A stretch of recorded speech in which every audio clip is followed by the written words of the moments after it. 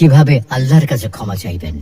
যে অনবরত গুনাহ করে কিংবা নিজেই নিজের ক্ষতি করে অতঃপর আল্লাহর কাছে ক্ষমা প্রার্থনা করে, সে আল্লাহকে পরম ক্ষমাশীল ও অসীম করুণাময় হিসেবে দেখতে পায়।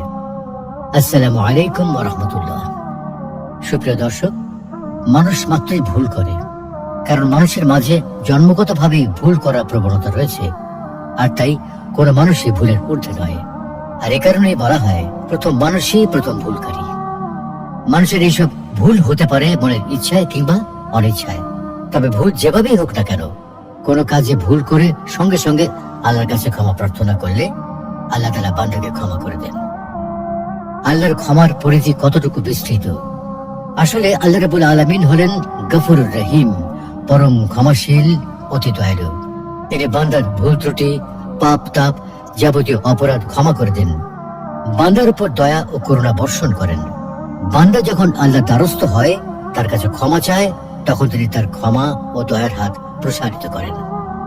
বান্দা ইস্তেগফার করলে তিনি বান্দার উপর নেমে আসা অনিবার্য আযাব পর্যন্ত বন্ধ করে দেন। তাই তো ইরশাদ হচ্ছে, তারা ক্ষমা প্রার্থনা করলে আল্লাহ তাদের শাস্তি দেবেন না।